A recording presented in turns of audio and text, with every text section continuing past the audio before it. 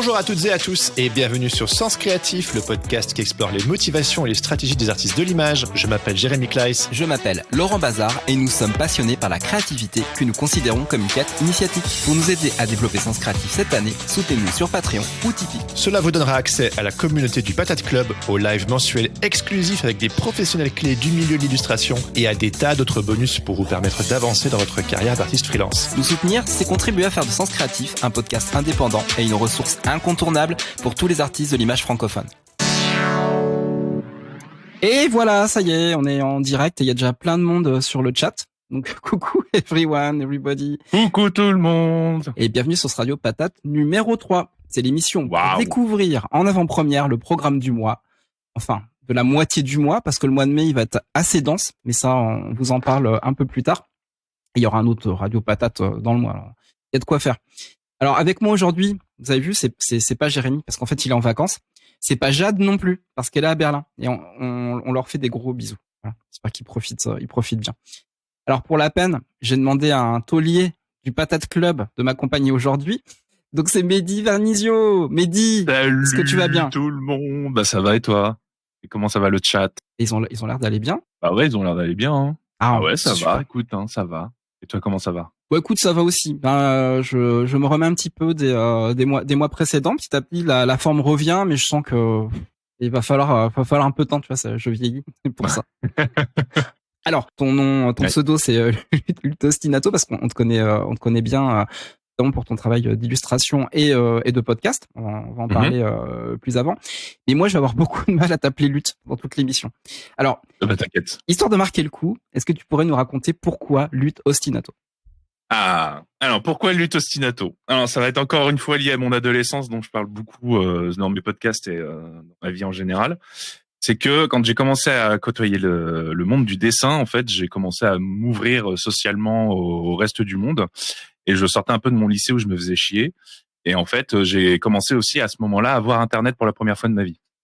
Donc, du coup, j'ai commencé à côtoyer des forums de dessin et avec un groupe de potes qu'on s'est fait là-dedans, en fait, on a formé un groupe, un autre forum où on faisait du roleplay. On créait des histoires. Et donc, du coup, qui dit créer des histoires, dit créer des personnages. Alors, c'était du jeu de rôle avec des règles bien précises ou du pur roleplay? C'était du jeu de rôle avec des règles bien précises. On avait vraiment établi un univers, on avait établi comment il fonctionnait, sa mythologie, etc. Les sociétés, les diverses sociétés qu'il y avait avaient diverses règles, diverses mœurs et tout. Donc on avait vraiment tout établi, tout ça. T'as perdu tous les gens qui ne sont pas geeks. Hein. Moi, ça va, je comprends. Oui. Donc du coup, alors tu es dans cette communauté et Ouais, c'est ça. Et du coup, j'ai dû créer au bout d'un moment des personnages pour pouvoir m'amuser avec mes potes et puis écrire des histoires. En fait, c'était les premières histoires que j'écrivais en fait. Donc, elles valaient ce qu'elles valaient parce que j'étais adolescent. Donc du coup, il y avait tout ce côté un peu. Il faut rappeler, c'est extrêmement créatif les jeux de rôle, parce qu'il faut écrire des histoires et puis après faut les jouer aussi. Il y a un travail quelque part d'acteur et d'impro.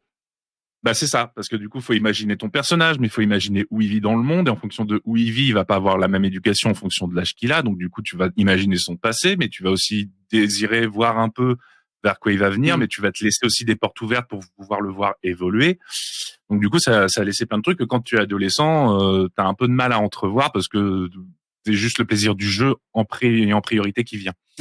Donc du coup, moi, j'avais créé divers personnages et Lutte Ostinato, à la base, c'était un pseudo, oui, d'un de mes personnages qui était luthier.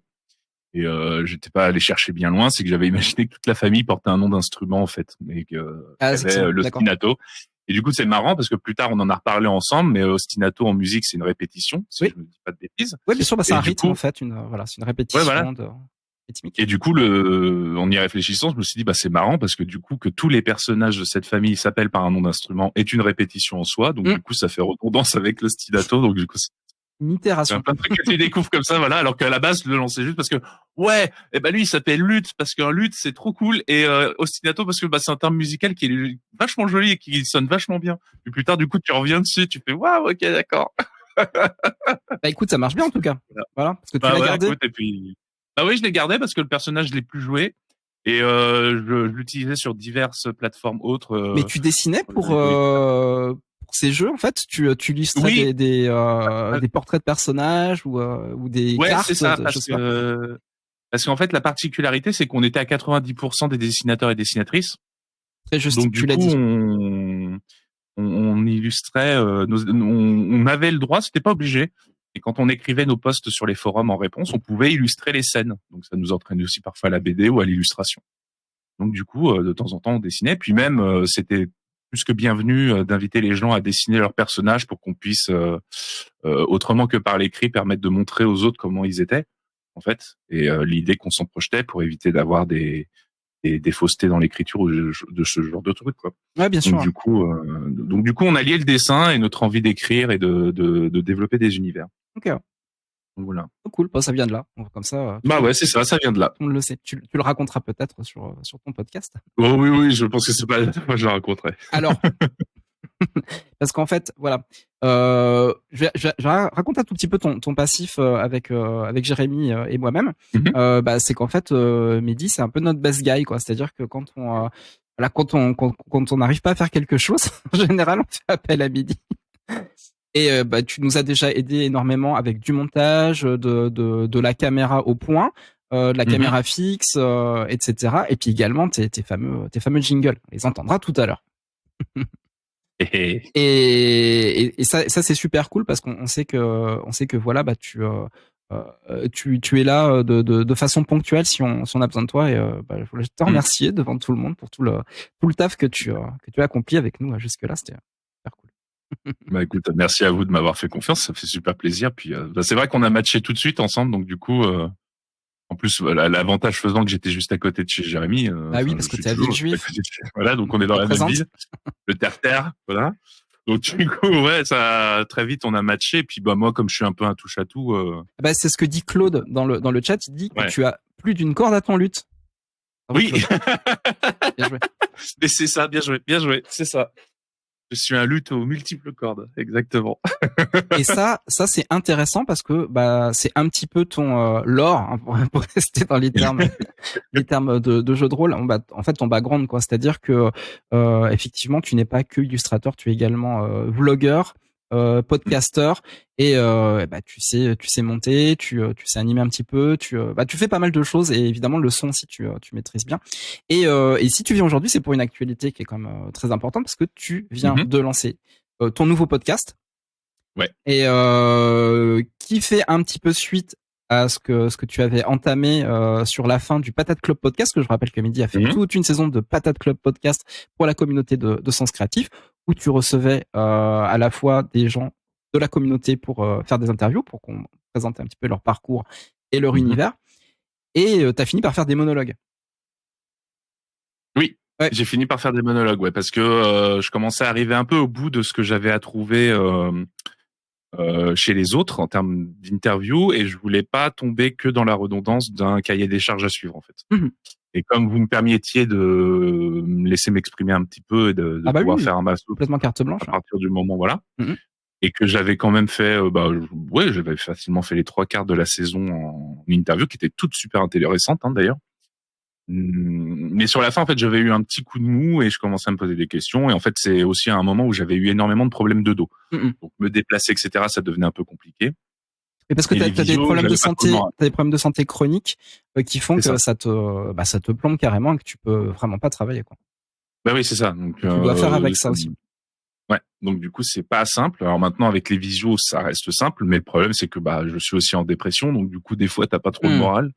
Bien sûr. Et en son, ça peut se sentir tout de suite si t'as pas le moral. Et le truc que je voulais faire, moi, surtout avec mes podcasts, et ce que je veux faire encore avec Âme d'artiste, c'est surtout pas faire quelque chose qui soit un masque social trop fort, tu vois. Il y aura toujours une relation parasociale par rapport au podcast, mais j'ai pas non plus envie que ça soit un masque de clown ou un masque de présentateur télé. Je veux rester un minimum proche et naturel. Donc du coup, il y avait un moment comme ça où j'avais vraiment plus trop envie de parler avec des gens et je retrouvais plus grand chose, et je voulais pas juste les faire parler pour les faire parler. Je trouvais pas ça intéressant. Et en fait, j'avais très mal au dos, et en fait, je me suis dit, vas-y, je vais faire un épisode, ça va me défouler. Je vais faire un épisode sur la douleur, parce que je vois que ça m'influe, et donc ça a coulé tout seul. J'ai écrit. Et l'épisode a été plutôt bien reçu par la communauté. Et je vous remercie d'ailleurs. Ah ben c'est complètement vrai. Voilà, enfin je veux dire ça a été des succès. Alors on s'est vraiment aperçu avec Jérémy que souvent quand il y a des épisodes monologues ou par exemple il y a les épisodes avec Claude ou les box en créatif. Et là je vous remercie aussi pour tous les mots d'amour que vous m'avez envoyés également. On s'est aperçu que ça marchait très très bien. Et forcément, toi, tu as abordé des sujets qui étaient bien deep aussi et qui forcément vont parler aux auditeurs, aux auditrices. Mais ça c'est super cool. Et donc du coup, en fait, à la fin de la saison, donc on a mis un terme aux divers projets en fait qu'on avait en saison 4 pour réécrire la saison 5. Parce qu'on voulait passer sur Twitch. Et forcément, il y a tous les sides ont un petit peu sauté. Mais nous, on voulait pas que t'abandonnes l'idée parce on trouvait que c'était super cool. Et du coup, on a un petit peu discuté avec toi. Et puis on a voulu savoir en fait ce que tu voulais pour toi et si le cas échéant, on pouvait t'aider. Donc du coup, ça t'est venu comment cette idée du podcast Âme d'artiste? En fait, au début, j'ai pas vraiment cherché la forme du podcast. J'ai surtout essayé de continuer ce que j'avais initié avec les monologues, en fait, de parler de choses qui me touchent, parce que je commençais à me rendre compte que d'essayer de faire un peu trop comme les autres, ça allait pas forcément me nourrir moi, ou que ça allait être un facsimilé tout bête et méchant. Ah complètement, il faut. De toute façon, c'est un truc dans le podcast. Il faut incarner.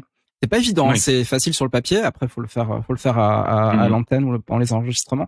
Mais c'est quand même un ingrédient important d'incarner son podcast. C'est-à-dire pourquoi on est là, de quoi on va parler. Parce qu'en fait, on va passer du temps avec les auditeurs dans leurs oreilles. Et il y a de l'émotion qui doit passer. Et c'est vrai que si le cahier des charges, il est pas tout à fait ancré avec qui tu es. Ça peut vite être overwhelming, comme on dit. Ça peut te plomber, quoi. Ouais, c'est ça. Puis en plus, tout bêtement aussi, si on veut pouvoir être un minimum remarqué, quand on a un message à porter, il faut quand même réussir à être un peu se démarquer aussi. Donc c'est parce que c'est aussi ça. Hein, je le lance pour pouvoir parler et pour pouvoir parler de sujets qui m'intéressent, mais c'est aussi pour que des gens l'entendent, même s'ils sont que deux, tu vois, par exemple.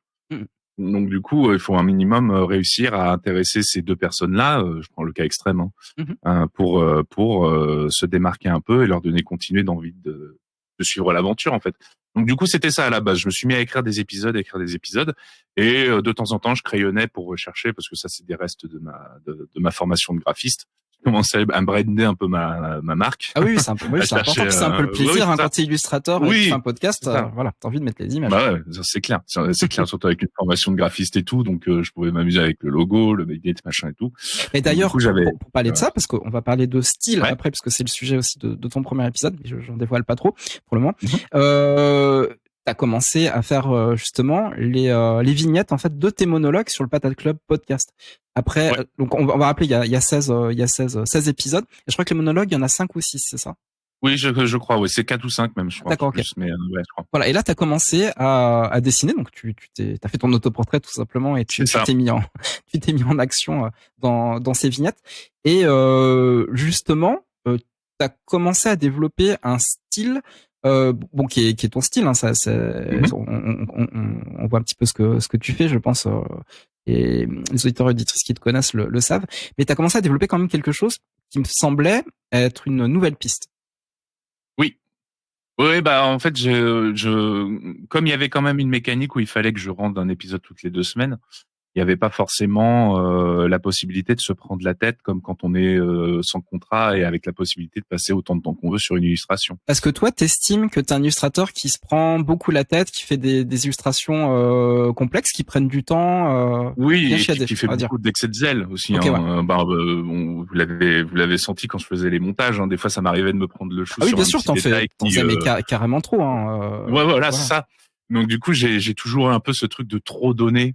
Sans forcément réfléchir à ce que je pouvais garder pour moi ou en fonction de l'énergie que j'avais. C'est pas une tare, mais ça peut te bouffer ton énergie. Voilà, c'est ça. C'est pour ça que je disais de l'énergie, parce que des fois, au bout d'un moment, t'es crevé, quoi, t'en peux plus. Et en fait, là, il fallait faire une vignette. Je me suis dit, je vais me mettre moi parce que c'est moi qui parle.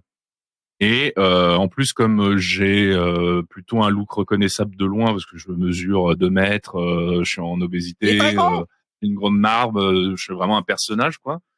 Et du coup, je me suis dit, c'est facile à cartoonifier, entre guillemets. Enfin, ça peut vite faire un personnage qui peut être un peu marrant à regarder. Donc du coup, je m'éclatais à me décider à me caricaturer comme ça, et puis ça a marché. Puis là, je continue du coup sur cette idée-là, quand ça me laisse la possibilité de le faire, parce que je trouve que du coup, c'est la meilleure manière de s'incarner en fait, c'est de pouvoir se mettre dedans, comme vous, hein, avec vos petits avatars en pixel art que t'as fait, et qui sont excellents, hyper reconnaissables, quoi. Ça part du même principe. Ouais, c'est et ça. Puis c'est aussi une manière, comme tu dis, de se faciliter aussi la tâche, parce que je garde quand même les portraits pour les épisodes où on reçoit des guest artistes. Mais pour les autres épisodes, du coup, c'est beaucoup plus simple d'aller sur des petits personnages, et donc de développer un branding rigolo qui vient avec. Puis évidemment, pour les animer, c'est plus simple aussi. Voilà. Ah bah oui, c'est clair. Non, puis en plus, oui, comme tu disais, ça a commencé à faire poindre un nouveau style, puisqu'après vous aviez eu besoin d'aide pour quelques illustrations pour les réseaux sociaux. Et là, pareil, je me suis dit, il y a pas le temps de niaiser, en fait, quelque part, il faut juste produire, et j'ai juste envie de m'amuser. Et j'ai juste prolongé ce que j'avais commencé à faire pour un ancien contrat d'illustration que j'avais avec le Dauphiné libéré. Ah, c'est marrant ça. Alors c'est quelque chose, je voulais t'en parler un peu plus tard, mais peut-être qu'on peut en parler tout de suite. C'est rigolo. En fait, tu t'as pas prémédité ce style-là. T'étais en train de le faire pour quelqu'un, et tu t'es dit, je suis dedans, et ça a l'air de fonctionner, donc je vais continuer à le faire. C'est ça, parce que en fait, c'était un style qui était facile et efficace à mettre en place, et quand c'était pour sous contrat, il fallait évidemment suivre une charte et tout, donc il y avait pas possibilité de laisser évoluer. Mais comme avec vous, je savais qu'il y avait moyen de m'exprimer, et qu'au pire, vous me disiez, écoute, retouche ça s'il y a besoin ou quoi. Mais qu'il n'y avait pas cette sorte de pression qu'on peut ressentir quand on a un boulot, un boulot sérieux derrière avec des gens qu'on connaît pas. Pas pour dire que le boulot sens créatif est pas sérieux, mais c'est juste que. Non, trop tard, tu es. Il y a différencié, voilà. Non, mais en fait, c'est comme d'habitude, nous, on te connaît très bien, donc on fait totalement confiance. Et puis si on te demande, il n'y a pas de raison derrière de dire, on va pas chipoter, quoi. On sait pourquoi on t'appelle. Ouais, c'est ça. Donc du coup, je me suis dit, vas-y, je vais le faire. Et puis comme ça permet de répondre vite, parce que du coup, il y avait besoin rapidement. Ouais. Et en fait, je me suis éclaté à les faire.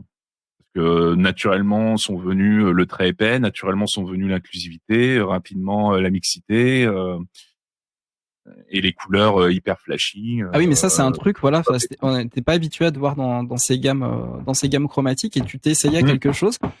Et désolé, il y a encore un petit peu de travaux.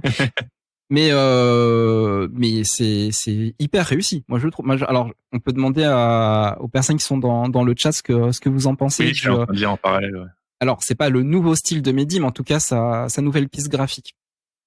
Ouais. Qu'en pensez-vous ? Oui, parce que comme d'hab, j'en ai plusieurs, moi. Alors, il y a Barking Dog. Alors, je sais pas qui tu es sur Discord, ou si tu es sur Discord. En tout cas, je vais lire ton message. Je sais pas si c'est conscient ou pas. Bérénice, ma meilleure pote. Ah, coucou Bérénice. Excellent. Je sais pas si c'est conscient ou pas, mais je trouve que depuis que tu as ce style davantage cartoon, t'as des gammes colorées beaucoup plus douces et printanières, symbole que tu prends davantage plaisir à produire quand tu te mets moins la pression, maybe? Ouais, j'ai l'impression que c'est ça. Ouais, j'ai l'impression que c'est ça, parce que suite à ces illustrations, en fait, j'ai continué à dessiner un petit peu, mais je me concentrais surtout sur le podcast. Et puis, je sais pas, là, il y a quelques temps, il y a eu l'atelier de Morpho. Ouais, on en parlera tout à l'heure. On en parlera. Pas trop dire.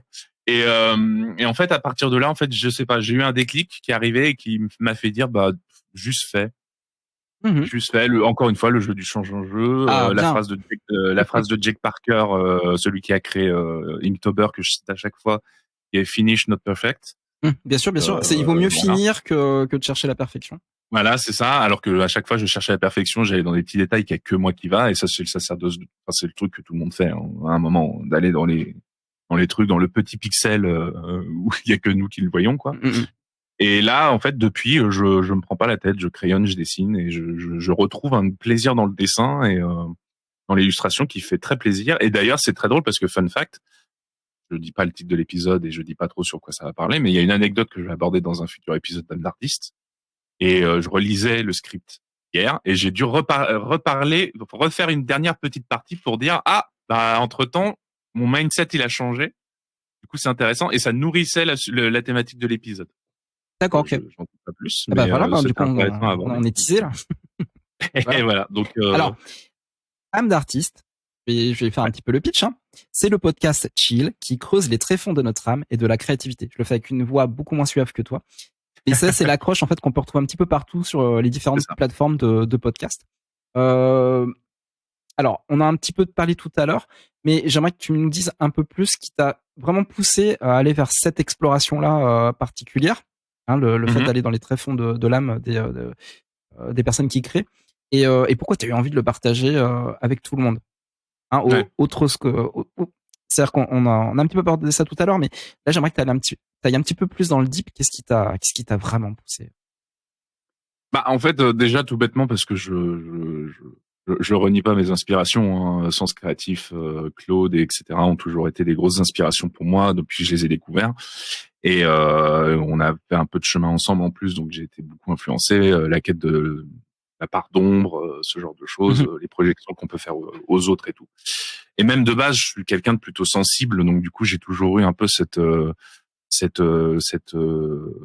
grosse tendance à être dans l'émotivité et tout ça, donc fatalement à chercher pourquoi je suis émotif, pourquoi je ressens tout ça et tout. Même, je suis quelqu'un qui est passé par énormément de phases. Une phase de jeune adulte où j'étais plutôt dans les émotions colériques, impatience, etc. Et avec les liens que j'ai noués avec mes amis, avec les tribus, etc. Bah en fait, au bout d'un moment, je commencé à m'intéresser, à développer mon empathie, à développer mes émotions, à comprendre pourquoi je les avais, à les accepter. Et aussi parce que je côtoie énormément d'amis qui sont plutôt d'un bord gauche féminisme. Et du coup, c'est plein de thématiques aussi qui sont abordées dans ces combats-là et qui me touchent aussi et que je soutiens aussi. Donc du coup, est-ce que tu peux toucher des gens qui sont de droite et masculinistes? Bah j'espère, ce serait bien. Si au moins je peux réussir à ce qu'ils écoutent sans crisser les dents et créer le débat ou la discussion, moi je serais content. Après, c'est pas mon objectif non plus. Moi, mon objectif premier, c'est vraiment juste de partager ce que j'ai dedans. Bah oui. Mais bon. Non, mais bien sûr, mais c'est ça que je trouve intéressant, c'est que bah finalement tes épisodes ils sont balancés dans le cosmos. Cosmos, c'est les plateformes de podcast.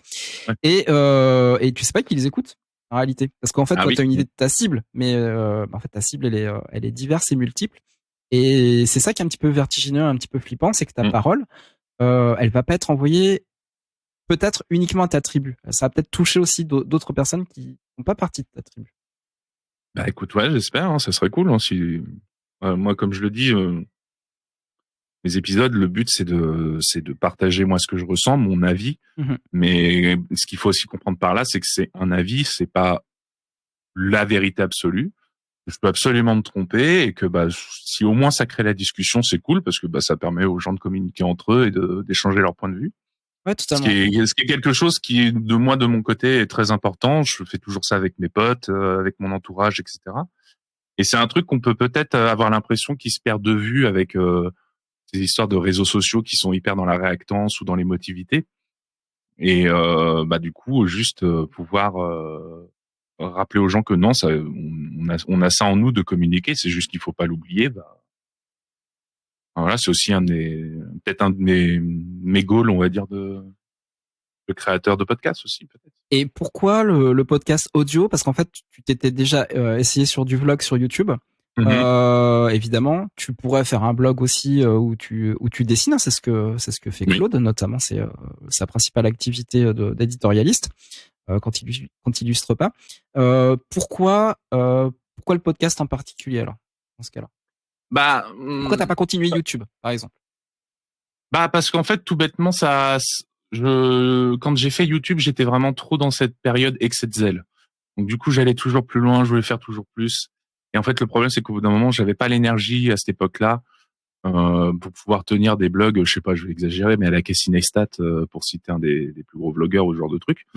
Donc du coup, ou même d'autres chaînes francophones qui vont avoir un studio, etc., ou des gens autour. Et comme moi, je faisais tout seul, au bout d'un moment, c'était un peu épuisant d'écrire le script, penser les scènes, devoir les tourner, etc. Ah oui, tu deviens un studio à toi tout seul. Bah ouais, voilà. Et comme intérieurement, c'était pas non plus mon but de devenir youtubeur, c'était vraiment quelque chose que je faisais pour m'amuser parce que c'est dans ma culture. Moi, pour être franc, je regarde plus YouTube que Netflix, par exemple. Mhm. C'est clairement quelque chose qui pour moi est mon média culturel de base minimum, en plus des films et de la musique. Bah du coup, j'avais forcément envie à un moment d'essayer de faire comme les youtubeurs et les youtubeuses que j'aime bien. Alors, je précise un petit peu parce que évidemment il y a une réaction d'Arduina dans le chat qui dit qu'effectivement un vlog, t'as tout le montage derrière qui peut rapidement être un enfer si t'es perfectionniste. Ouais. On est complètement d'accord, c'était induit dans ma question. Mais il faut savoir que Mehdi, il est très très fort. C'est-à-dire qu'il fait des montages de dingue que Jérémy et moi-même on n'est pas capable de faire. Ça nous prendra encore plus de temps que lui. Et c'est ça qui est intéressant justement dans la démarche de Mehdi, c'est de se dire je sais le faire, très fort pour le faire. Mais est-ce que c'est parfois inconsciemment, hein. Ouais, c'est ça. Parfois je le fais sans le savoir. En plus. Mais quelque part, est-ce que ça me sert vraiment d'aller aussi loin, à passer énormément de temps finalement sur pour sortir un épisode, alors que peut-être si je faisais du podcast, juste de l'audio, bah, je pourrais en sortir beaucoup plus et finalement passer ce message là et avoir ce retour, c'est peut-être cette interactivité aussi avec un public va se faire beaucoup plus rapidement. Moi, ça me fait penser ce que tu dis à un truc que il y a du taf sur un podcast, mais il y a beaucoup moins de taf sur un podcast avec de l'audio que de la vidéo. Faut être clair. Ah oui, non, c'est clair, parce que t'as pas l'image à penser. Donc du coup, déjà t'as que le son, et même dans la vidéo, de toute façon, le son reste primordial parce que c'est quasiment, je veux dire c'est prouvé, mais j'ai pas non plus d'études dans la tête. Mais généralement, quand un son est mauvais, les gens vont quitter. Alors que si l'image est un peu crade, mais que le son est bon, les gens vont quand même continuer parce que le son va les emporter. Donc si derrière t'as du storytelling, la personne elle va être emportée. Puis après derrière, l'image crade, pour exagérer le trait, ça peut être un choix graphique aussi. Du coup, voilà. Ouais. Mais le son, oui, ça t'enlève une moitié d'un truc puisque c'est un médium concentré que sur le son. Et le c'est intime, c'est intime le podcast, que le vlog est beaucoup plus intrusif parce que là c'est le cas, là on a nos caméras, on est chez nous, mais dans les vlogs tu es sur ton lieu de tournage là. Bah oui, c'est ça. C'est ta chambre. Et puis en plus la vidéo, oui, comme tu dis, ça demande double d'attention parce que tu écoutes, mais si tu regardes. Et moi, je sais que des fois, ça m'arrive, j'écoute un vlog, mais je le regarde pas. Parce que c'est un vlog. Je sais que la personne va être les 3/4 du temps face caméra. De temps en temps, il va y avoir des plans de coupe. Donc, ça va être très joli, très sympa, mais je peux me permettre de dessiner à côté. Puis, de temps en temps, je le regarde. Ouais, complètement. Donc, du coup, comme j'étais à une période où j'étais un peu fatigué facilement, etc., je me suis dit, banco. Mais c'est surtout, en fait, tout bêtement qu'un jour, Jérémy m'a posé la question. Ouais. Un jour, Jérémy m'a appelé, il m'a dit, et toi, ça te dirait de faire du podcast? J'étais là, oui, pourquoi pas, parce qu'au fond, moi, j'avais toujours ce rêve d'essayer de jouer à faire de la radio, tu vois, donc c'était marrant. Puis tout le monde me disait, ah, t'as une bonne voix et tout dans tes vidéos et tout, c'est cool. Donc du coup, il m'a dit ça, puis là, il m'a donné son matos, le matos des premières saisons. Donc merci à lui encore d'ailleurs. Bah voilà, on salue encore Jérémy. Et c'est vrai que voilà, c'est couillon à dire, mais Jérémy, c'était normal pour lui de te filer son ancien matos. Et quelque part, c'est te donner le pied à l'étrier aussi pour que toi tu passes à l'action. C'est-à-dire que tu te poses pas la question de dire je dois acheter mon matériel, je dois penser c'est quel matériel, je dois me renseigner, je dois aller poser des questions à des gens. Là, il te l'a donné direct, c'est-à-dire allez, démerde-toi, vas-y. Ouais, il a fait sauter directement pas mal de cadenas que j'aurais pu me mettre tout seul à me poser des questions, et je le remercie encore d'ailleurs parce que déjà c'est un super cadeau, et puis c'est un super passage de flambeau, un tremplin. Donc donc il y a eu ça, et puis après il y a eu toute l'expérience du Patate Club Podcast qui a permis vraiment de forger, quoi, enfin de commencer à m'entraîner. Ouais, t'as fait ton labo, t'as fait ton explo aussi de la chose, quoi. Et comme de base, moi je suis toujours un peu geek, Techos, Adobe et tout ça, donc du coup j'ai toujours aimé fouiller les logiciels. Moi par exemple, tout ce que je tiens de la vidéo, c'est quelque chose qu'on m'avait vite fait initier dans mon école de communication visuelle à l'EPSA, mais c'était des choses que j'ai performées par la suite tout seul parce que ça m'intéressait, parce qu'on n'avait pas de cours du tout de vidéo, c'était pas une école d'audiovisuel. c'est vraiment des trucs que je me suis forgé sur le tas et en reproduisant ce que je voyais chez les youtubeurs et youtubeuses que j'aime bien, quoi. Donc du coup, pareil pour le son, bah moi j'ai reproduit dans un premier temps, j'ai suivi les traces d'eux, ensuite d'autres podcasteurs que je suis. Voilà quoi. Enfin, c'est vraiment à chaque fois c'est ça qui. En fait, je pense que je suis mon yin et mon yang de créativité, c'est un peu. Je reste quand même. On dit souvent que je suis un peu un ours, enfin un panda ou ce que vous voulez, mais enfin un oursidé quoi. Et moi, je suis assez d'accord avec ça parce que je trouve que ça correspond bien à mon côté. Faut pas me faire chier trop longtemps, mais en même temps, généralement, si on m'emmerde pas, je suis très sympa. Et j'ai un rythme de en hiver j'hiberne et le reste de l'année, je suis tranquille et je bosse. Ouais. Et du coup, ça me donne un peu un côté. Alors, je vais utiliser un terme qui peut être négatif, mais un peu fainéant, mais je le vois pas de manière négative. Oui, bah tu parles à un autre fainéant, donc on se comprend. Voilà, c'est plutôt dans le sens comment je peux faire des choses qui soient créatives, m'amuser. Voilà, oui.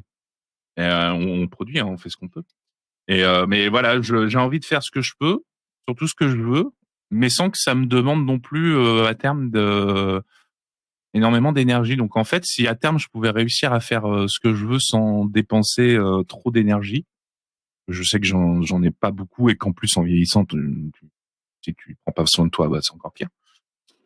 Donc, du coup, c'est un courant de pensée actuel qui dit justement qu'il faut arrêter d'épuiser nos énergies et qu'en fait il vaut mieux qu'on s'éclate pendant des années parce qu'en fait on pense pas au futur quand on est vieux, même si on a envie de brûler la vie. Ouais, il faut pouvoir tenir si on a envie de faire ça toute sa vie. Moi, en tout cas, c'est ce que j'ai envie de faire, j'ai envie de créer toute ma vie. Bah, faut pas que je me retrouve à arriver à 55, 60 ans dégoûté et crevé parce que j'ai pas respecté le rythme naturel qu'on devrait tous avoir pour bosser quoi. Ça c'est comme dit Loubimi dans le chat, le toujours plus. Et voilà, et si vous suivez un petit peu sur Instagram, notamment je pense au compte Cataraxie, allez faire un petit tour dessus, voilà, il vous expliquera l'intérêt par exemple pour des salariés de la semaine à 4 jours quoi, et puis de fait que le sommeil est important, que la sieste c'est pas la loose non plus, hein, c'est pas juste réservé à des gens dans le sud avec un pastis. Voilà, c'est à prendre en compte, c'est vraiment à prendre en compte, et je trouve que justement tu apportes avec âme d'artiste ce message-là aussi, ça va être super intéressant. J'ai hâte de voir les prochains épisodes. Alors, écoute, ouais, j'ai hâte de le voir évoluer. Et de toute façon, on va poursuivre ça tout à l'heure parce qu'en fait, là, je te propose qu'on fasse une toute petite pause pour parler du programme qui nous attend toutes et tous sur Sens Créatif dans les prochaines semaines. On prendra après donc la suite de notre discussion avec Mehdi. Donc, si vous kiffez Lutostinato, stay tuned. Il va revenir après les news. Et tout de suite, quoi de neuf sur Sens Créatif. Et voilà. Bon, Mehdi, t'as pas entendu ton générique? Non, mais je l'ai en tête du coup. Tu l'as en tête, voilà. Les petites news. Ah bah voilà, il va nous le faire a cappella. Non, mais c'est tellement cool. C'est vraiment cool. Je sais que Jérémy, là, il kiffe trop. Voilà. Là, je me suis éclaté à les faire en plus. Moi, j'en avais déjà fait dans le Patate Club. Bah ouais, mais c'est trop bien. Bah non, mais c'est vrai. C'est vrai. Alors, on va dire quand même, on va casser le mythe direct. Mehdi, t'as une très belle voix qui est très radiophonique, hein, comme on dit. Donc voilà, moi, j'ai pas une voix radiophonique. Je sais que je déteste ma voix, mais en fait, on s'y fait. C'est-à-dire que quand on fait l'exercice du podcast, de parler à un micro. Déjà, hein, on peut régler pas mal de choses pour se donner une voix plus ronde, plus agréable à l'écoute qu'un simple enregistrement tout pourri. Finalement, on s'y fait quoi. C'est les premières fois, c'est difficile. C'est comme se prendre en photo, on n'aime pas, etc. Mais plus on en fait, plus ça passe et plus on relativise ce rapport à l'image et ce rapport aussi à en fait d'entendre sa propre voix, quoi, qui peut être vraiment flippant. Alors, on va rentrer tout direct dans le vif du sujet. Qu'est-ce qui nous attend pour les prochaines semaines? Vraiment, il y a du très très très beau monde et notamment, regardez-moi ça. Je vais s'afficher à l'écran. Hugo, bienvenue, qui a accepté de venir sur Sens Créatif et c'est un super honneur pour nous. Je vous cache pas qu'on flippe un petit peu parce que Hugo est très très pointu dans ce qu'il dit. Alors pour ceux qui le connaîtraient pas encore, évidemment, je le présente. C'est un réalisateur et un dessinateur a déjà un parcours absolument épique. Vous êtes peut-être déjà tombé sur une de ses BD.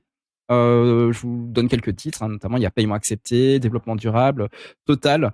Il y a également son chef-d'œuvre Préférence Système, avec lequel il a gagné le prix de la critique, le Grand Prix de la critique à Angoulême en 2019, exactement comme Martin Panchaud, qu'on avait reçu récemment. Il a fait également pas mal de courts-métrages et notamment des clips aussi pour Jabberwocky ou Antoine Kogut. Et évidemment, vous voyez à côté, alors les auditeurs ne voient pas, mais en fait il y a l'affiche d'Arco, qui est en fait Arco, c'est le gros projet de film d'animation sur lequel Hugo travaille depuis quelques années, avec le studio Remembers qu'il a cofondé avec Félix de Givry, qui est également réalisateur. Et on prendra le temps en fait de parler de ce projet, qui est un truc absolument hallucinant. Si vous allez sur internet et vous tapez Arco, vous allez voir le teaser. Si vous êtes fan de Ghibli, par exemple, si vous êtes fan de cinéma d'animation japonais, vous êtes fan de science-fiction, de dystopie, parce que Hugo est vraiment un spécialiste de ce genre d'histoire, vous allez super kiffer, vous allez tomber vraiment des nues. Tu connais, toi, Hugo? Bienvenue à Mehdi. Alors, j'ai jamais lu vraiment, mais je connais évidemment parce que il a. Ah, je connais pas. Ça c'est Malaval, donc c'est le dernier. Aux éditions réalistes, c'est ses éditions à lui. Il fait vraiment plein de choses. C'est une machine de guerre, Hugo. Oui, non, c'est clair. Voilà, ça, je crois que c'est chez De Noël Graphique, Total. Regardez-moi ce petit pavé. Non, c'est ouf. Voilà, je montre quelques images. Je vous explique. À l'audio, je suis en train de montrer. J'ai également Paiement accepté également chez De Noël Graphique. Voilà, ça c'est l'histoire du fils de Donald Trump. C'est un sujet. Voilà. Donc du coup t'as quel rapport avec avec les BD d'Hugo? Bah écoute, j'en ai lu aucune pour l'instant pour être franc, mais par contre un peu comme tout le monde, je l'ai un peu connu quand il a explosé, je pense surtout avec Performance System, je crois que c'est ça le nom. Préférence System. Préférence System. Voilà, avec son alors je l'ai chez moi, je ne sais pas où il est passé, il a disparu Préférence System. Je veux le retrouver, j'espère que je vais le retrouver dans les prochains jours. Mais il met en scène son personnage fétiche qui est le robot Mickey. C'est-à-dire que si vous tapez Hugo Bienvenue, vous allez trouver le robot. Il est incroyable ce robot. C'est un robot qui est à la fois entre les robots de Star Wars et puis l'univers de Philippe K. Dick notamment. Ouais, du coup moi j'avais entendu parler de lui et j'avais écouté des interviews dans divers podcasts et du coup ça m'a toujours intrigué de pouvoir lire un peu une de ses BD. Donc je vais noter ça et je vais. C'est l'occasion d'aller à la médiathèque et puis d'aller en lire une ou deux avant l'épisode de la semaine prochaine. C'est ça. Voilà. Donc nous va falloir qu'on bosse bien parce que va falloir lui poser des questions. Et on va voir comment ça va se passer. Ça sera un épisode Everyone, Loubimi, évidemment. C'est un invité artiste, donc du coup c'est pour tout le monde. Voilà. Alors, j'avais oublié de dire parce qu'il a participé aussi à la refonte de Métal Hurlant. Donc je pense qu'on en touchera un petit mot certainement avec lui. Alors, on passe également la semaine suivante. J'ai plus. Ah si, j'ai les dates. Donc le 2 mai c'était Hugo Bienvenue et le 9 mai le retour des Keepers of the Keys avec cette fois Frédéric Benaglia. Alors Frédéric Benaglia, vous le connaissez peut-être en tant qu'illustrateur parce que ça fait 20 ans, on est de la même génération, ça fait 20 ans en fait qu'il inonde la presse jeunesse et l'édition jeunesse avec de magnifiques livres. Il a un style qui est vraiment hallucinant parce qu'il est à la fois un petit peu old school et complètement en lâcher prise. Vous voyez sa couverture de Monster Hungry. Il y a une caractéristique pour Fred, en fait, il est directeur artistique depuis quasiment ses débuts, c'est-à-dire qu'il a mené les deux carrières de front et il bosse chez Bayer Press depuis Mathusalem. Et actuellement, en fait, il supervise l'ensemble des magazines jeunesse. Donc, ce qui est super cool, c'est qu'on va pouvoir parler avec lui de son parcours et vous allez pouvoir lui poser vraiment un paquet de questions sur la manière dont ça fonctionne la presse jeunesse, parce qu'il connaît tout. Hein. Il a bossé longtemps pour J'aime lire, Je bouquine, etc. Vous connaissez forcément ces magazines-là. Et voilà. Et je suis super content qu'il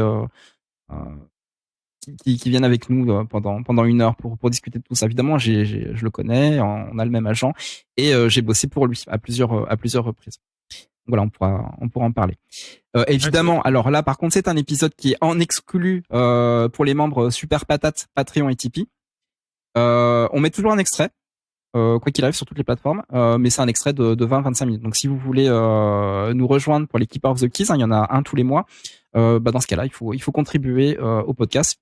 Vous nous soutenez et nous, du coup, on peut continuer aussi à faire des super épisodes. Voilà. Et ensuite, on sera le 16. Et regardez ça, c'est le retour du boxon créatif. Il revient. Ah. La peur de suivre ses rêves. Fear of the Dreams. Fear of Dreaming. Je ne connais pas encore ma vignette finale. C'est une vignette alternative temporaire. Et notamment, voilà, moi ce qui m'a conduit à bosser sur ce thème-là, c'est ce livre. Voilà, ce livre en fait de Seth Godin, The Icarus Deception. How High Will You Fly? Et c'est un de ses essais les plus ambitieux. Il est assez récent. Et en fait, l'idée c'est qu'être artiste, je vais te remettre avec moi, Mehdi, parce que là, t'es masqué par la vignette. Je suis le revoici, Mehdi. Être artiste n'est pas une disposition génétique. Ce n'est pas non plus un talent spécifique. En fait, c'est une posture. Une attitude que nous pouvons toutes et tous adopter. C'est l'envie insatiable d'explorer, de créer des connexions et de travailler sans mode d'emploi. C'est intéressant, ça. Si vous faites tout ça, alors vous êtes un artiste. Peu importe ce qui est écrit sur votre carte de visite. Alors, c'est ce que dit en substance le livre de Seth Godin. Et moi, je pense que c'est vraiment un sujet fort parce que on a tous justement des rêves, des ambitions. Et moi, j'ai longtemps voulu faire des albums de BD et j'en ai pas fait. Et qu'est-ce que ça va creuser chez nous?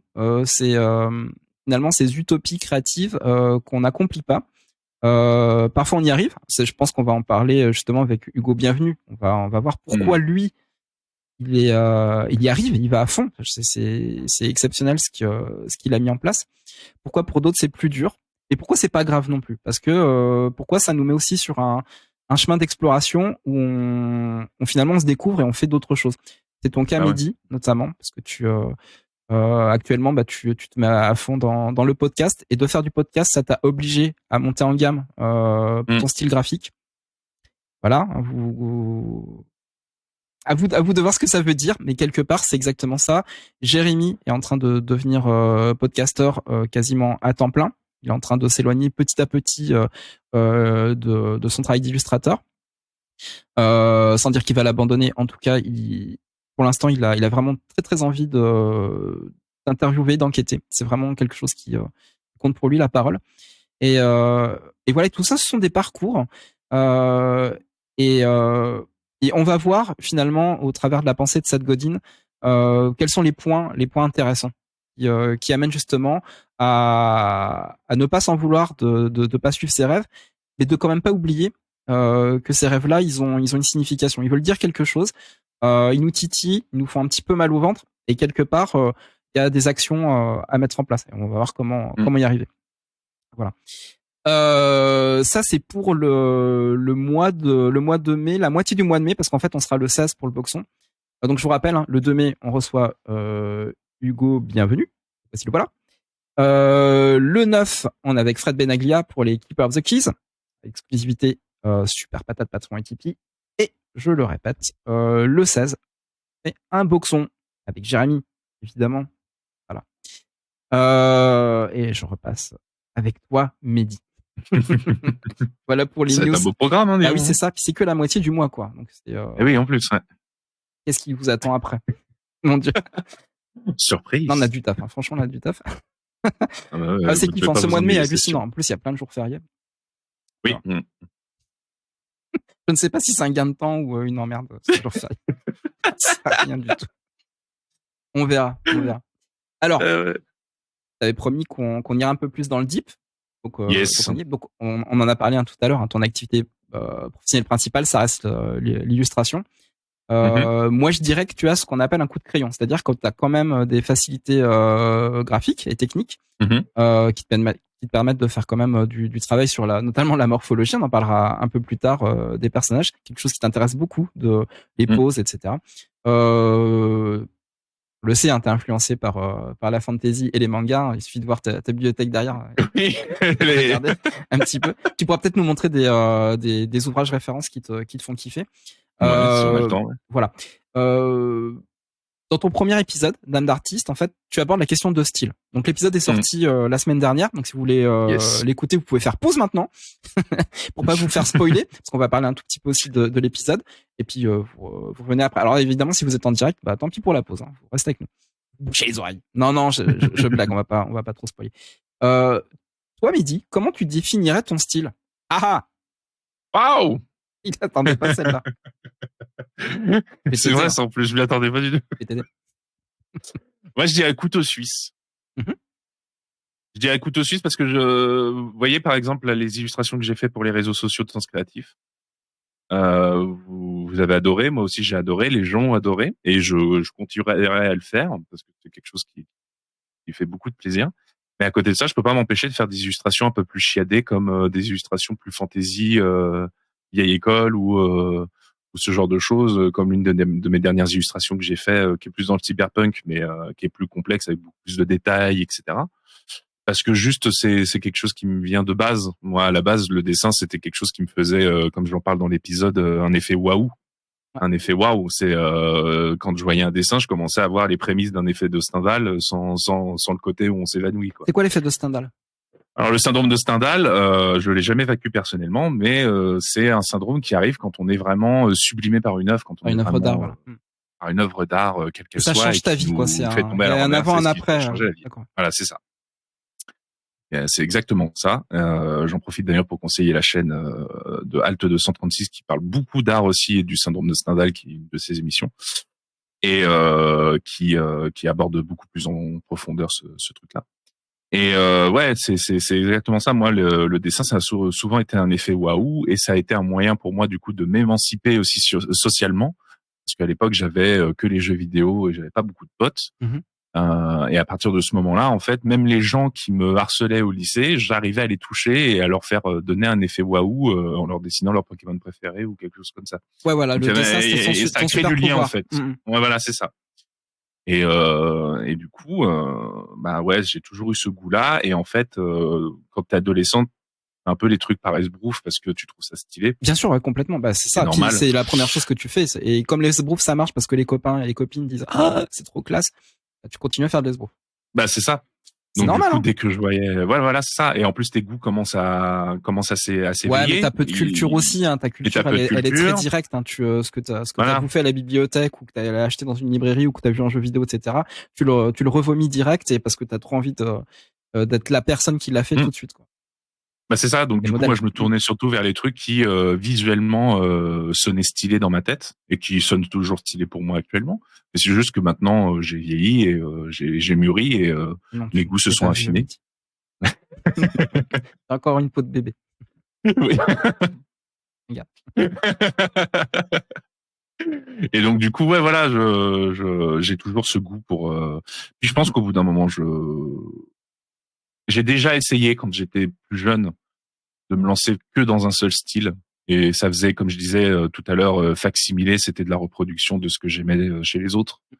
Il n'y avait pas réellement, c'était assez figé, et ça créait pas l'effet waouh, ça faisait l'effet waouh, ok, tu sais tenir un crayon, mais ça emportait peut-être pas forcément autant que je le voulais les gens. Maintenant, moi, je me laisse juste porter parce que j'ai envie de. Peut-être pour ça que je suis peut-être plus artiste que illustrateur vraiment, parce que j'aime toucher à plein de trucs, comme tu disais. Donc je pense que ouais, utiliser couteau suisse pour qualifier mon style, ça, c'est pas totalement con, parce qu'en plus, je m'adapte assez facilement aux demandes des gens. Ils ont besoin d'aide d'un truc ou quoi. Donc, ouais, complètement. Ouais. Et pourquoi c'est compliqué de trouver un style, et pourquoi c'est compliqué d'en sortir?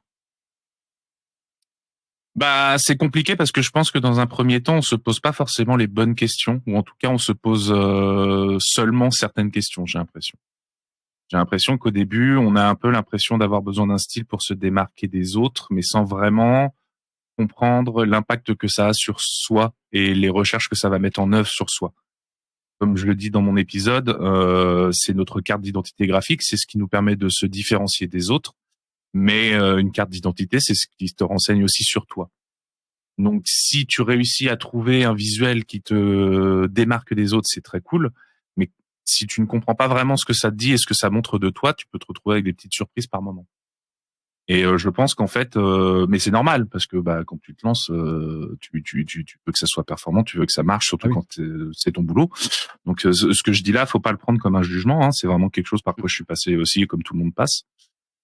Et je pense qu'au bout d'un moment, on a des déclics qui arrivent et qui se disent mais pourquoi je représente ces gens de cette manière-là ?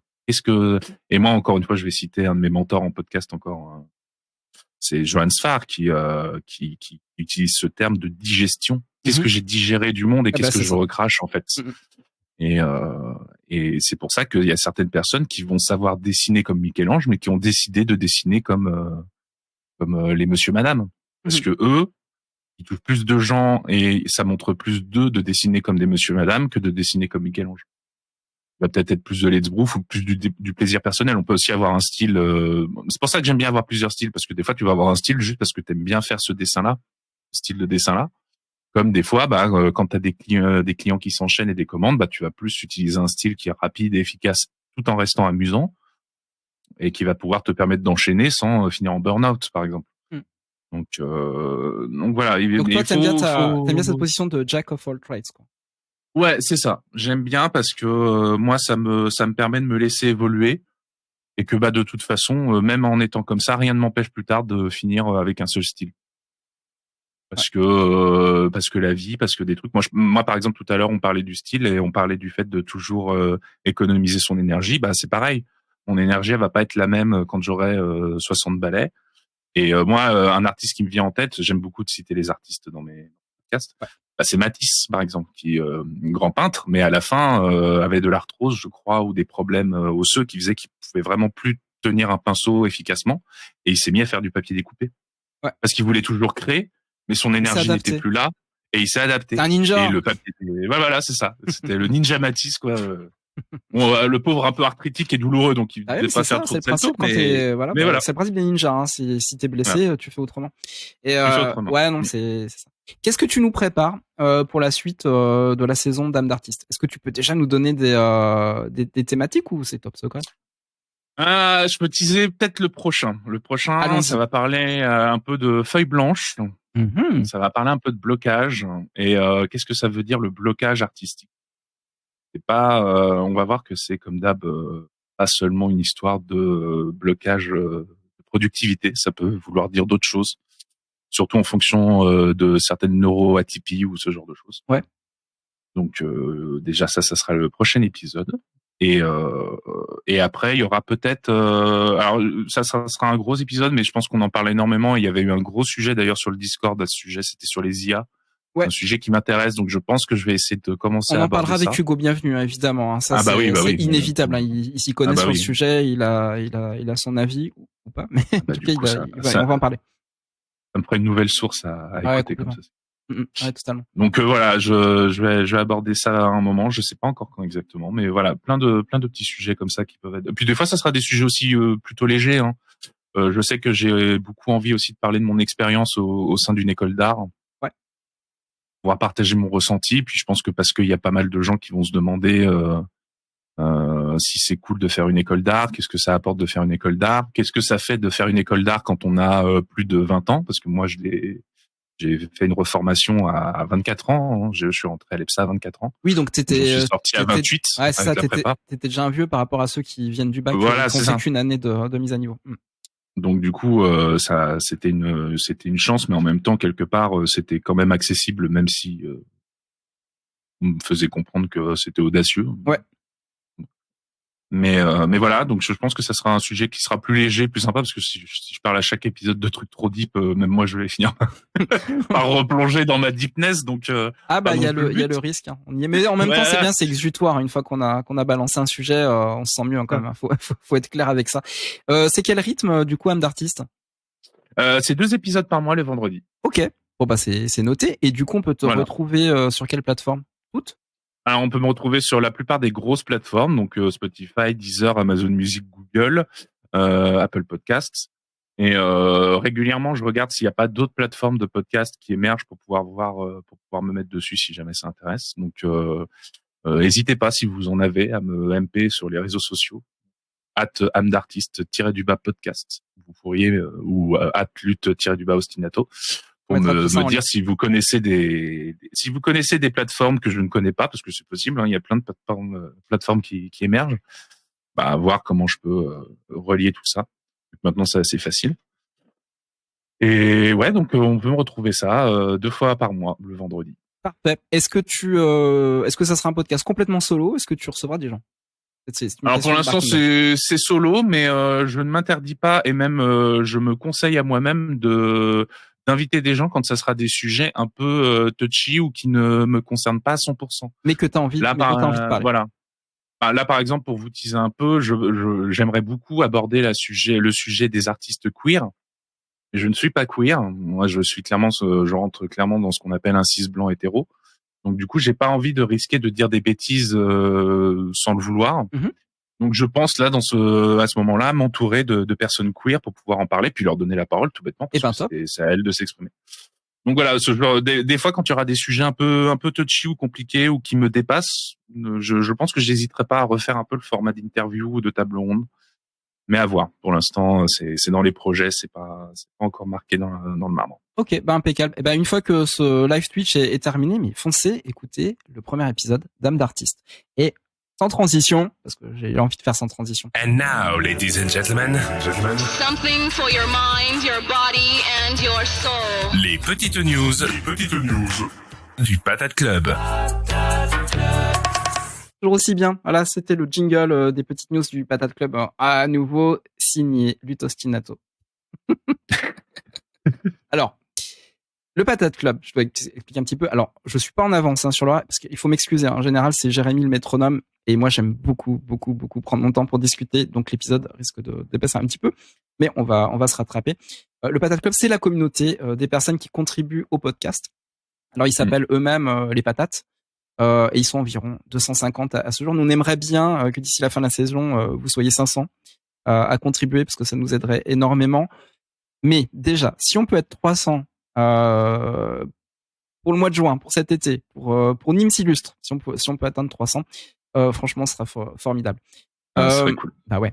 Le Patate Club, il se réunit au quotidien sur notre serveur Discord, où on peut parler absolument de tout ce qui touche à la créativité, soit des questions techniques ou plus conceptuelles, en passant aussi par l'administratif. Je vous en parlais en début d'épisode avec la TVA, mais c'est typiquement le genre de discussion qu'on peut avoir. Et plutôt que d'aller envoyer une bouteille à la mer sur Facebook, en fait, vous avez toute une communauté à disposition sur le Discord, avec des gens qui ont des parcours tous différents. Mais il y a forcément quelqu'un qui a vécu ce que vous êtes en train de vivre et qui peut répondre à votre question. Et ça, c'est super cool. Et en plus, il vous le fait dans la journée. On y trouve également des discussions plus deep. Ça, je sais que tu kiffes, Mehdi, sur les doutes, les peurs, les questionnements, tout ce qu'on peut se poser en début de carrière ou en cours de carrière, évidemment, ou quand on démarre une nouvelle carrière également, quand on fait de la reconversion. Et on peut également participer à des workshops qu'on appelle les patateliers. Et ça tombe bien parce que Mehdi, tu viens juste d'en faire un de patatelier. C'est un patatelier sur le dessin morphologique. Tu peux nous raconter un petit peu comment ça s'est passé, comment t'as kiffé, ça a duré combien de temps, etc. Il y avait du monde? Ouais, on était une dizaine. J'étais épaulé par Jade pour pouvoir gérer tout le truc pendant que je présente. Guten Tag, Jade. Donc Guten Tag, Jade. Et c'était super cool. Franchement, c'était trop cool. J'ai écrit exprès ce cours qui était une reprise d'un premier patatelier que j'avais fait morphologique l'année passée. Et je l'ai réadapté et je l'ai rendu un peu plus digeste. Et après, du coup, oui, c'était vraiment un cours où il y avait, ça a duré 2 heures, de 14h à 16h. Ouais. J'ai fait un bref historique de ce qu'était l'anatomie et la morphologie, parce que souvent les deux sont liés. Et donc, comme d'hab, un peu d'histoire de l'art, un peu d'histoire de la médecine aussi, du coup. J'avais failli faire ça à l'époque, quand je réfléchissais encore à ce que je pouvais faire comme cursus. J'avais imaginé illustration médicale. Et il y avait la perspective d'aller dans des morgues et de dessiner des cadavres, des trucs vraiment mais très glauques. Et voilà, à un moment ça m'a fait parler kiffer. À Barking Dog, du coup. Ah bah oui, à un moment ça m'a fait kiffer. On va nous en parler. Ouais. Donc du coup, les deux étant très liés, j'ai fait ça. Ouais, et après, bah du coup, j'ai présenté. Le but, c'était comme c'était un premier pat atelier, et que c'est un sujet très vaste, la morphologie. Les années, c'est un sujet de dessin. Le dessin, c'est toute la vie que t'apprends. Donc c'était pas en 2 heures que j'allais révolutionner, que j'allais pouvoir donner toutes les clés à tout le monde. Mon but, c'était de commencer par le b.a.-ba. C'était moi, mon axe, c'était les formes de base. Ouais. C'est que tout corps, tout objet, toute chose en ce monde peut être synthétisé en une forme volumétrique. Il y a de la géométrie, voilà. Ouais. Voilà. Et une fois que tu as pigé ça et que tu arrives en t'entraînant à les visualiser, tu te facilites la tâche, et pas mal de choses qui peuvent être compliquées te paraissent tout de suite plus simples, notamment en dessin d'observation. Donc du coup, le b.a.-ba, c'était de lancer ça, donc ligne de force, forme géométrique. Et une fois qu'on a ça, on peut s'amuser à tailler dedans comme un bloc de marbre et habiller nos personnages. Et encore une fois, c'était donc du coup tourné vers les personnages, chose que j'aime beaucoup. Et voilà, on n'est pas rentré du tout dans tout ce qui était nom de muscles, etc., parce que c'est vraiment des choses plus complexes et qui sont pas forcément, mine de rien, nécessaires de tout connaître. Notre but, c'est pas d'entrer en école de médecine, c'est juste de savoir visualiser les volumes. Mais le but aussi à côté, c'était, c'est pour ça que j'ai fait un historique de la morphologie, de l'anatomie et tout ça, c'est que je voulais donner aussi un peu le goût de la morphologie et de montrer en quoi ça peut être juste simplement beau de comprendre et d'analyser un corps humain. Parce que ça peut même avoir même si on le déforme, c'est-à-dire qu'en fait, chacun justement, on parlait de style graphique, il y a ça, et la morphologie, c'est pas forcément que du dessin réaliste, c'est aussi, par exemple, c'est énormément utilisé en animation, parce que on s'en rend très vite compte, quand on commence à faire de l'anime, c'est plus la même chose que le dessin, et s'il y a pas un minimum d'intérêt pour la morphologie, en fait, on fait n'importe quoi, et les animations sont pas aussi chouettes qu'elles pourraient l'être. Moi, je sais que même avec le pixel, pourtant mes personnages sont assez simples en pixel, c'est quelque chose auquel je fais vachement attention. Quand les personnages bougent leurs épaules, peut-être que des fois c'est juste un pixel à déplacer, mais ça crée le volume et l'effet. Voilà. Ouais, c'est ça, parce qu'en fait la morphologie, elle t'apprend juste à montrer comment elle fonctionne, donc comment fonctionne le corps, comment il réagit en fonction qu'il est en tension. On va dire un corps, c'est comme une poupée articulée, c'est-à-dire qu'elle a des points qui sont liés les uns aux autres, et les points sont indépendants, et en fait en les bougeant, en fait ça fait bouger tout le reste du corps, enfin tous les points d'attache, etc. C'est ça, et une fois que tu connais comment ça bouge, que tu comprends la logique, et tu peux t'amuser avec les règles pour les déformer comme tu veux en fait. Et tu peux du coup t'amuser à faire un personnage hyper cartoon qui va quand même tenir et qui va quand même avoir son existence propre même en 2D, parce que tu as eu les bases sans forcément passer 50 ans à étudier la morphologie, mais juste en comprenant déjà les volumes de base et comment ça fonctionne et comment tu peux donner de la crédibilité à un mouvement. De suite derrière, c'est beaucoup plus simple pour toi d'animer ou de juste illustrer un personnage déformé et avec un style particulier. C'est pour ça qu'aussi un des chapitres expliquait que la morphologie, il faut pas le voir comme un guide, un tuteur fixe à voir. C'est vraiment un tuteur, c'est-à-dire qu'il va t'aider à grandir, à t'accrocher, mais à un moment, c'est à toi de t'épanouir, à apprendre ce que tu as envie de garder, pour pouvoir développer et accrocher ton style par-dessus et te laisser t'exprimer. Le but, c'est pas que ça te freine dans ta créativité, mais que ça nourrisse ta créativité pour pouvoir la booster, en fait. Ouais. Donc, voilà. Ok. C'est top. Et du coup, alors, y a Nathan qui demande s'il y aura un autre patatulé morpho. Alors, normalement, non, parce que, en fait, on peut faire que, on a prévu, sur l'année, en fait, il y en aura 12. Donc, on peut pas trop en replacer. Mais, si jamais, vous insistez très fort, que Mehdi est ok, on fera une dérogation. On trouvera toujours une solution. Pour l'instant, c'est pas prévu. Voilà. Pour l'instant, c'est pas prévu. Et pour l'instant, c'est pas prévu non plus de mon côté, mais je réfléchis fortement à aller dans le Twitch game moi aussi. Peut-être qu'il y aurait des fois des séances tuto / cours d'anatomie pour s'amuser un peu. Eh ben voilà. Mais voilà, c'est en projet, c'est rien de, voilà. Stay tuned, voilà. Donc on retrouve le replay pour les super patates et plus sur le Discord. Donc c'est encore, bien sûr, ça fait partie des contreparties qu'on réserve aux personnes qui donnent 5 € ou plus. On vous remercie énormément d'ailleurs de continuer à nous soutenir, c'est vraiment top. Je rappelle que le prochain patatelier sera organisé et animé par Adventis, je crois nous suit aujourd'hui sur Twitch. Ça sera le 12 mai 2023 de 10h30 à 12h. Et la thématique, c'est intuition et créativité. Un sujet que j'adore particulièrement. Comment développer sa créativité grâce à l'intuition. Ah bah Advantis c'est là, voilà. Donc du coup voilà, on pourra voir avec toi et si ça concorde, tu seras invité certainement sur Radio Patate. Méfie-toi. Alors voilà, donc on passe au point chaud du Discord. Donc le gros point chaud, c'est l'organisation pour Nîmes S'illustre. Je rappelle, Nîmes S'illustre, c'est le festival dans le sud de la France d'illustration hyper quali, hyper pointu. À chaque fois, il y a une thématique. Cette année, c'est la thématique immobilité. En deux mots, immobilité. En fait, c'est la mobilité à l'intérieur de soi-même. En gros, c'est le voyage intérieur. Et ça sera le thème de notre podcast live avec Jérémy, qui aura lieu le samedi 10 juin, donc à Nîmes, de 17h à 18h. On n'a pas encore le lieu et on peut pas encore vous révéler le line-up, mais vous pouvez nous faire confiance, ça va être hyper intéressant comme d'habitude. Et donc la thématique, c'est le voyage intérieur. On explorera tout ça avec nos invités. Alors nous, on y sera du 9 au 11 juin 2023 à Nîmes. Il y a déjà 2 colloques de patates qui sont prévus. On a pu récupérer la colloque qu'on avait fait la toute première fois il y a 2 ans à Nîmes. Ça va être absolument génial. Et évidemment le samedi soir, si vous êtes dans le coin, on fera une bouffe dans un resto, une bouffe patate club Sens Créatif. Et ça serait super de vous y retrouver. Donc on y sera déjà avec tous les colloques de Nîmes. Et après, si vous voulez vous greffer, que vous êtes dans le coin, avec grand plaisir, vous pouvez trouver évidemment sur le Discord dans la discussion consacrée à Nîmes S'illustre.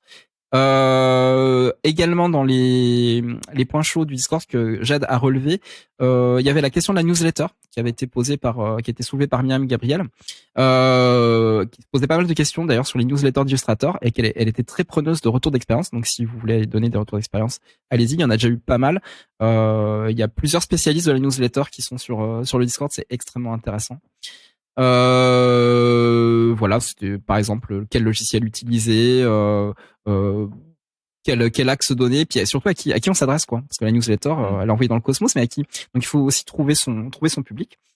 On a également un sujet important dans la partie client et devis. Sur des sujets spécifiques, donc c'est vraiment des problématiques. Et ça, le topic client et devis, il est utilisé mais quasiment tout le temps, quoi. C'est vraiment, j'ai un problème, je ne sais pas faire ce devis-là. S'il vous plaît, aidez-moi, venez-moi en aide. Et c'est super cool parce qu'il y a des problématiques quasiment tous les mois qui sont nouvelles et sur lesquelles on peut venir aider ou débattre ou réfléchir. Ah ouais, c'est ça.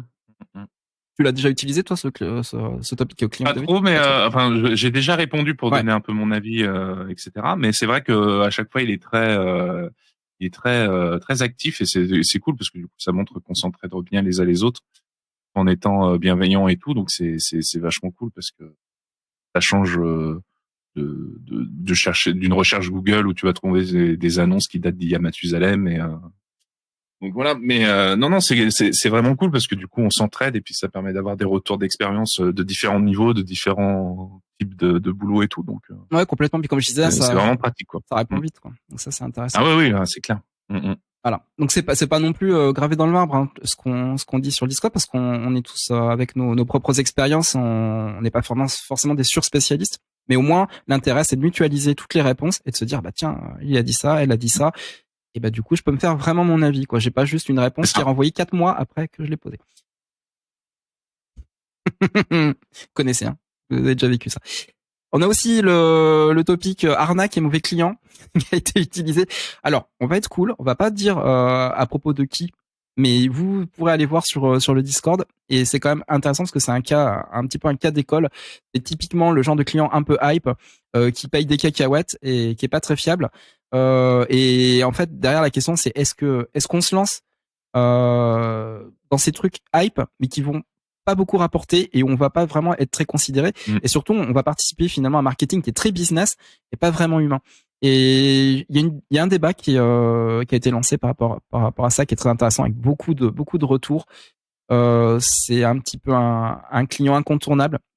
Et voilà. Et évidemment, on va pas faire de polémique, donc on ne dira pas qui c'est, mais vous irez voir. Et j'annonce aussi que le 28 avril à 10h30, donc c'est ce vendredi, il y aura le déblocage collectif des Super Patates de Luxe. Donc, ce sont pour les personnes qui contribuent à hauteur de 10 €. Et donc là, en fait, je suis là le vendredi et pendant 1 heure ou 2 heures, si on est chaud, on parle de tout ce qui s'est passé pour nous pendant le mois et on échange et on un petit peu comme un groupe de responsabilité. J'ai expliqué un petit peu et ce qui se fait, par exemple, sur l'inspiration créative dans le cercle des créateurs chez Kylian Talin. Et c'est un super exercice où on peut se soutenir tous les mois et on avance main dans la main. Ça, c'est cool. Il y a une méthode assez horizontale et qui fait vraiment, qui a fait ses preuves et qui fait vraiment effet, quoi. Voilà. Donc je vous recommande si ça vous intéresse. Est-ce que alors là on approche de la fin et ça va, on n'a pas trop dépassé, c'est encore raisonnable. Je me ferai pas taper sur les doigts par Jérémy. Est-ce que vous avez des questions, soit pour Mehdi, Lutte, parce qu'ils sont deux, ils sont dans le même corps, ou soit pour moi. Voilà. C'est le moment de poser vos questions. Évidemment, il y a toujours le moment où nous sommes tout oui. Alors, parce que je pense que on peut peut-être regarder déjà. Bah oui, mais c'est ça. Mais j'avais fait attention et du coup, on avait plutôt bien rebondi. Ouais. Ah oui, Arduin, nous dit le sujet sur l'argent est tellement important que j'aimerais bien qu'il soit plus souvent abordé sur le podcast. Ah bah donc ça c'est une question pour moi. C'est un projet que j'ai. Je vous promets que je vais faire tout ce que je peux, tout ce qui est en mes moyens pour faire un épisode spécial avec Christian Junot. Je lui ai déjà demandé, il est déjà partant, c'est juste que pour le moment ça fait pas partie des prérogatives de la saison, mais en tout cas voilà, c'est un spécialiste, je vous en avais déjà parlé dans un boxon, c'est vraiment un vrai spécialiste des questions d'argent, hein. Lui il va vraiment creuser ce que l'argent fait chez nous et ce qui nous contraint à faire et les blocages qu'il apporte et également les ouvertures qu'il apporte et qu'on n'ose pas prendre. Et voilà, si vraiment j'ai l'occasion, je vais essayer de faire un épisode avec Christian Junon, avec Jérémy, si on peut mettre ça en place. C'est pas évident parce qu'il est de plus en plus sollicité. Entre le moment où finalement je l'avais découvert grâce à Fab Florent, entre ce moment-là et maintenant, il fait énormément de choses. C'est-à-dire que là, par exemple, il est en colloque à Montréal, je crois, au Québec. Donc voilà, vous imaginez, ça va être de plus en plus compliqué, mais c'est quelqu'un qui est vraiment très très sympa et si j'ai la possibilité, voilà, de pouvoir l'amener pour parler argent avec vous, ça sera avec grand plaisir. J'ai également comme projet de faire venir un assureur mutualiste pour parler justement des questions de prévoyance. Il se passe des choses aussi du côté des indépendants à ce niveau-là et avec les bonnes personnes. Il peut y avoir vraiment des très très belles solutions pour préparer son avenir et puis aussi pour tout ce qui est prévoir sa santé, les coups durs, etc. Ça c'est vraiment important et on a ce cas de figure où tu as les courtiers qui te vendent des produits parce qu'ils ont besoin de vendre tes produits, ils vont tout faire pour te les vendre, un peu comme font les banquiers, hein, finalement. Alors je suis désolé s'il y a des banquiers qui nous écoutent, mais bon, on est un petit peu tombé dans une ère comme ça où faut vendre des produits. Là, ça sera vraiment quelqu'un qui est capable de se projeter dans la carrière d'un indépendant, d'un freelance, et de trouver les meilleures options. Donc voilà, ça c'est quelque chose qu'on peut mettre en place. Il m'a déjà dit OK, donc voilà, mais ça sera pas tout de suite. Mais voilà, ce sont des choses que j'ai prévois de faire. Et j'aimerais bien aussi faire la même chose avec un comptable. Et pour l'instant, je n'ai pas de contact. Et pour l'instant, mon comptable, je pense pas qu'il soit chaud pour ça. Voilà, j'avais pas parlé avec lui, mais voilà, faut aussi que la personne elle soit à l'aise aussi pour en discuter. Oui, voilà, est-ce qu'il y avait des questions pour Mehdi ou pas? Ah non, je passe. En attendant, j'en avais vu une sur le pseudo. Ouais. Comment se libérer? Alors attends que je retrouve la personne que je dis bêtise. Je l'ai reperdu. Mince. Tanita Lakulita, oui, je crois. Comment se libérer d'un mauvais pseudo, et en fait ça faisait référence à Potinstar qui disait le débat pseudo pas pseudo a été une longue discussion sur du Discord. Ah oui, c'est vrai, Quentin a raison, on en avait déjà parlé du fait de est-ce que je dois prendre un pseudo ou pas prendre un pseudo. Alors là, on a deux cas devant vous. Moi, au début je voulais prendre un pseudo, je voulais m'appeler Super Maxi Bazar, j'avais fait tout un site super rigolo et j'avais détourné un supermarché. Bref, c'était un vrai délire, c'était cool. Mais en fait, j'ai vite signé Laurent Bazar de mon nom, parce que Bazar ça sortient bien, et puis je me suis dit restons là-dessus, très bien, sans modifier quoi que ce soit. J'ai même gardé le T à la fin. C'est pas un effet, hein. Ça s'écrit vraiment un quintet. Tant mieux, un Bazar avec un T. C'est comme ça. Toi, de ton côté, Mehdi, donc tu nous as expliqué, tu nous as raconté pourquoi Lutostinato. Moi, je crois que c'est vachement c'est encore une histoire d'incarnation, c'est-à-dire que on se prend un pseudo, mais après faut l'incarner, il faut l'assumer. Donc il faut que le pseudo il soit aussi fort finalement que notre patronyme, et il faut que ça soit comme une seconde peau, comme un nouveau nom quelque part. Et il faut que ça soit raccord avec tout ce qu'on fait, avec l'univers dans lequel on se lance, etc. Et je pense pas qu'il y ait de bons ou de mauvais choix généralistes. Voilà, de manière généraliste. Par contre, ça peut être un moment un vrai problème d'avoir pris un pseudo et de se dire mais en fait il raconte rien du tout, je me suis planté, erreur de casting sur le pseudo, comment je peux reprendre mon patronyme, ou alors simplement j'utilise mon patronyme depuis longtemps, mais j'aimerais bien, parce que je fais un autre style, prendre un pseudo. En fait tous les cas de figure existent. Toi t'en penses quoi, Mehdi? Moi je pense qu'il faut voir en fonction de l'envie du moment. Moi je sais que je suis un peu dans l'entre-deux, mais je commence à plus tendre vers Lutostinato. Parce que j'aime bien quand même avoir ce côté où il y a le côté Batman et le côté Bruce Wayne. Parce que mine de rien, le côté Mehdi, c'est le côté plus social, privé, / administratif, alors que Lutostinato, c'est vraiment le nom d'artiste, le nom de créatif et tout. Mais j'utilise encore un peu les deux en fonction. J'avoue que j'ai pas encore choisi la chaise, j'ai encore le cul entre les deux.